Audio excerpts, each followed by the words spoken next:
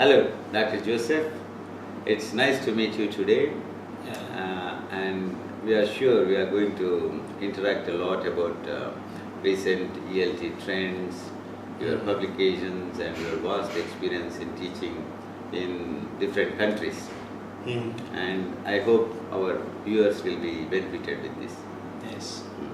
Shall we begin, Doctor? Hopefully, yeah. Yes. Sure. So let's start with your experience, teaching experience, Yeah. research experience in the Philippines. Could you please share something with us? How is teaching there, about materials, about exams, about the curriculum, Yes. whatever you can share about Philippine education system. Yeah. In the Philippines, we have academic freedom. So when I started teaching in 2004, I experimented on a lot of methods and strategies in teaching. And because I started teaching in a secondary school, I was given the freedom, the liberty to experiment on these. And later on, after 2 years, I transferred to the university. And there I, of course, taught ELT, literature, and research. Interesting. There, of course, I focused on publications because in 2009, I was tasked to handle publications, university publications. There, I handled 3 research journals, Oh, great. one student publication, one newsletter, and of course, a literary folio.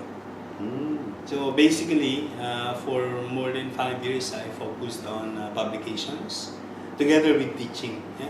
Okay. I was given minimal load in teaching, then at the same time, I served in Very publications. good. Very good. In terms of teaching in the Philippines, definitely we can say that there we are progressive. We apply whatever methodologies or strategies that we think are applicable in our context, and our superiors, our educational administrators trust us. We have academic freedom, we perform well, and they just visit us once in a while. No, they don't need to come into our classes. Sometimes they just drop by. Yeah, they just pass by your classroom, and you know that they are observing, and that's it. We are on our toes. We excel in our work. We teach very well. Our students are inspired, and they don't need to handle us as if we are slaves. Yeah. Correct. So, in the school system in Philippines, what is the curriculum like at schools? At schools, I don't know particularly, but for 2 years that I stayed in a private school, the curriculum is definitely excellent because there we tend to focus on STEM, science, technology, English, and mathematics. Basically, there we trust our students. Okay. So many of our strategies are anchored on constructivism. We let our students experience the lessons that they have. So in that case, since they can experience, they construct their own understanding of the concepts that we introduce, they tend to perform excellently in learning these particular concepts. That's interesting. So, at university level, in ELT particularly, what specializations are there offered usually? In ELT, there are many specializations. Linguistics, that would be one. Applied linguistics sometimes is separated, and then they have one particular major for English language teaching in general, English teaching, Master of Arts. It's an encompassing course. But in the province where I came from, language education is offered. So it's encompassing with focus, of course, on English language education. But when you go to Manila, to the capital, there you would have different majors. different specializations. Yeah, that would be applied linguistics. Good. Yeah, Good. would be one of the examples. Yeah. So, how is the research going on in Philippines? Oh, research in the Philippines is basically part of our culture. Yeah, especially in the academy. There's a strong research culture That's good. because it's a requirement. For example, in the university where I came from, you cannot have your salary in May or in April if you don't have a research. Yeah? You need to submit at least one research article at the end of the academic year. So that's a requirement. In terms of publication, well, you'll be encouraged because it's part of the requirements for promotions. For example, you cannot apply for associate professorship if you don't have published researches. Okay. So there, we are encouraged to do research. Yeah. How is the popularity for IELTS, TOEFL, and TOEIC, like global exams? Global exams, well, those are encouraged, but those are not that popular. It's only popular among those who have plans to work overseas. Example, those who want to go to the UK, to the US, to Australia, because there are many Filipinos going there. Yeah? But for many Filipinos, majority of Filipinos, we are only after learning English as a second language. I'm not saying though that we are not proficient, no? In terms of learning English, no? But definitely, we do excel despite the absence of IELTS, TOEIC, yeah, and others. Yeah, we do excel because we follow international standards, and we have a nice curriculum for English language learning. Okay. There is a perennial dichotomy between American English and British English. Yeah. What's your opinion? Yeah, for us, because we were occupied by the Americans before. No? The Americans stayed in our place for quite some time. Colonized, yeah. Our English is bent on following the American orientation. Okay. No? American English. Right. But in the Philippines now, in our curriculum, we do consider both American and British English. That's good. Yeah. We don't particularly say that this is wrong or that is wrong. We explain to our students because they have to know. For example, they'll go to the UK, at least they would know what is to be used. For example, lift or elevator. At least they would know both. Yeah? Yeah. What is more important is we tell them that this is UK, this is British English, this is American English. So when you go there, you have to use the appropriate terms that they use. Yeah. So do you think some special training is required in this regard for teachers or students, showing the differences between American and British English? Definitely, yeah. In some countries, yes. But in the Philippines, I believe our English proficiency is strong. That's why trainings for English for undergraduate students are not that needed. Okay. Because once they know the language already. Yeah, it's our second language. No? Okay. Many Filipinos are proficient on this. Yeah. In fact, when you go to secondary schools, they can readily communicate with you in English. Yeah, though it may not be that proficient, may not be spontaneous, but they can communicate. Yeah, they have functional literacy. Okay. Yeah. How about materials and testing in Philippines? Materials and testing, I'm not particular on that, but I know that there are experts who are writing materials for our government. Yeah, and publications, particularly of books, manuals, and others, are encouraged in the Philippines. For example, if I teach in a private university, this private university would usually have a pool of writers who publish their own materials. Okay. That would be exclusive for their own context. Correct. So same is true with the government universities. The government universities have their pool of writers who come up with their own materials, instructional materials, books, and others. How is the testing system? Testing system is usually entrenched in the curriculum because there usually major examinations are done on a periodic basis. Yeah. Say for example in the university we do have usually two major examinations. Yeah. Midterms and then finals. Okay. And well, if you mean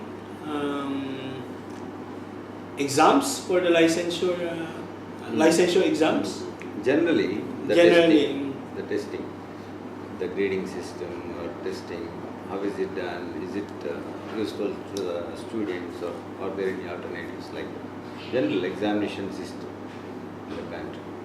yeah, testing in the Philippines is very helpful to students because it's there where students really try to meet the standards, yeah, the basic competencies. In each level, actually, in the academy, there are particular prescribed competencies. Okay.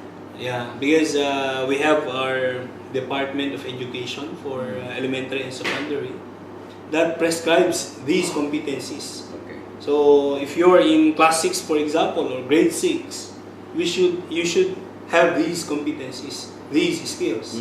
Otherwise, you cannot pass grade 6. Great. Same is true in college, because we have the Commission on Higher Education. Yeah. It's there where they, of course, prescribe the particular requirements for each curriculum. For example, for English majors, Bachelor of Secondary Education major in English, then you have the prescribed number of education units, prescribed number of major subjects, English major subjects, prescribed number of education subjects, and so on. Yeah. Good. That's very interesting.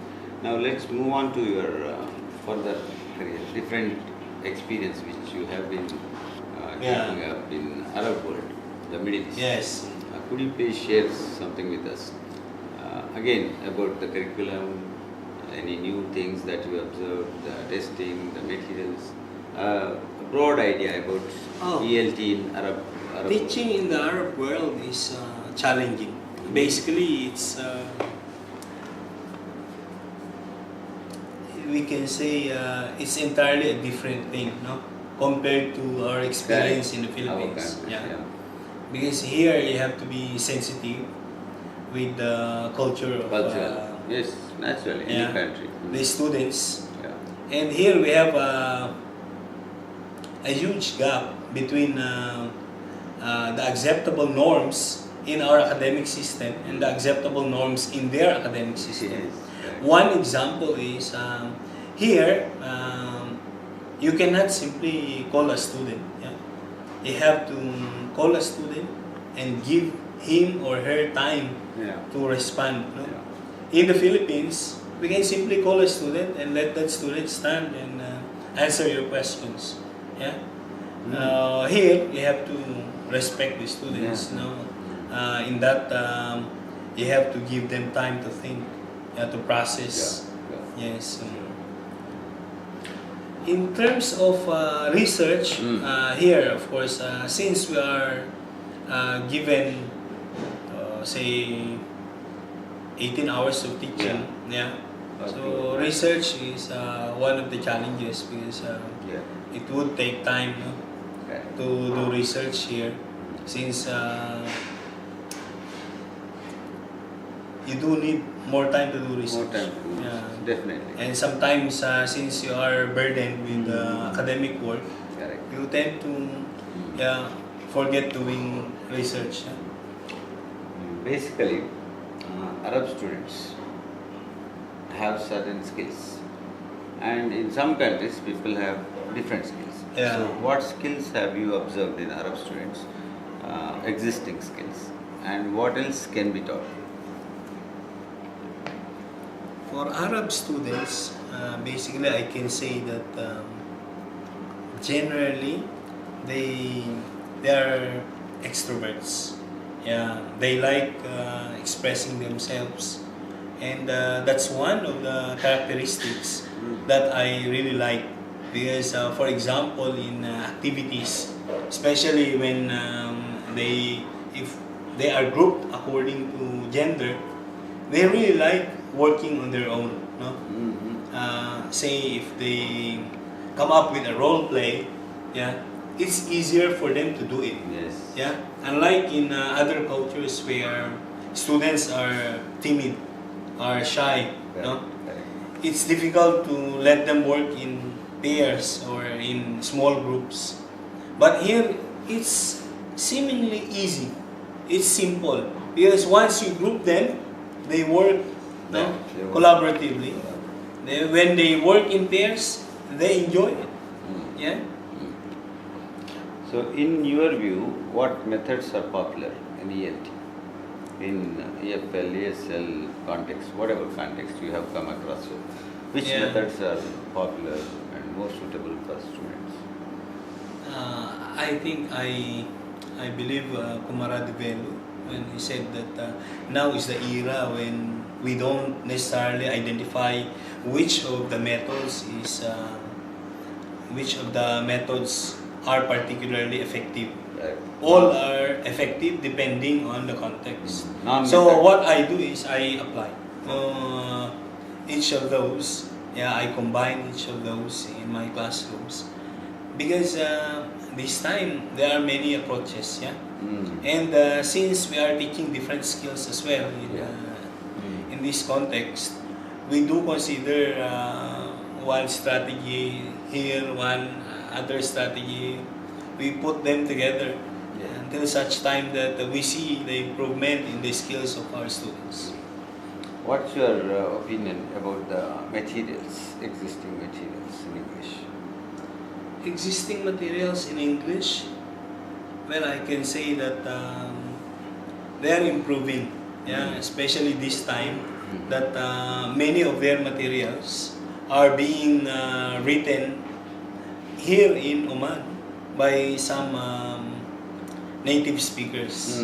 Yeah, lately when I went to Sultan Qaboos University, I met one author who published his book in Muscat and wrote this book here in Muscat. It's here in Oman, and he has a considerable number of years of teaching experience in Oman. So he particularly wrote the context of Oman.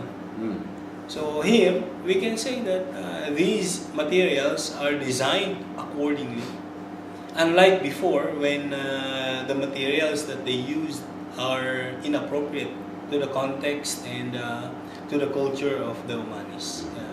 Good. So in ELT we have three aspects, like necessary aspects, like materials, methods, and testing. Yeah. So on testing, what's your comment here in Oman? In Oman, I can say that testing is good, but there are areas for improvement. Okay. Yeah. Particularly, I think their reliance on IELTS and they are being other standardized tests prepared by native speakers. The problem is there's a mismatch between what you want them to master and what do these native speakers need to master. Yeah? Because they are learning English as a foreign language. And these native speakers are definitely much better in terms of learning English. Because their mother tongue is English. It's natural for them. And these learners, should not be compared with these native speakers. So what I mean is, the standards followed in assessing these students, these EFL students, should not be the same as the standards that we follow in assessing these native speakers. So I believe if you follow the standards of, say, the Britons, by considering IELTS, or the standards of Australians, well, it's unfair on the part of these EFL learners. Yeah. Because what may be good for these native speakers may be very good for these EFL learners, considering their background. Where are they coming from? Since they are coming from a different context, they are considering other factors in learning the language, then it must be considered. Yeah. That's nice. Could you please share something about the interesting features of your Filipino culture? One example from Filipino culture and one example from Omani culture. Interesting things in this cultures. Oh, there are many. One particular example of the things that I like in Omani culture is their warmth when you meet them. Correct. Because almost all the Omanis I met would usually greet me warmly. Yeah. Correct. They would start usually by saying peace or assalamu alaikum. Yes. And I like that because for someone whom you met just for a while and for the first time, and saying peace be with you or assalamu alaikum, in a nice manner. Nice manner. It's encouraging on your part. Yes. Yeah. Certain. Yeah, definitely. It would let you open up. Correct. It would let you feel their genuine openness. Yeah. In the Philippine culture, I can say that our hospitality is one of the best features. Yeah. When we go to others' houses, definitely we are met with such hospitable behavior. Is Yeah, it like arranged meeting or just like that? whether it's arranged or not, Okay. our hospitality comes out. Yeah, we are really hospitable. Great. Yeah, and of course, I can say that it's also one of the characteristics of the Omanis. No? Very good. Because you see in their culture, once you get along well with them, they invite you to their houses, no? And they treat you as a family as well. Correct. Good. That's all. Thank you so much, Doctor. Yeah. It's nice interacting.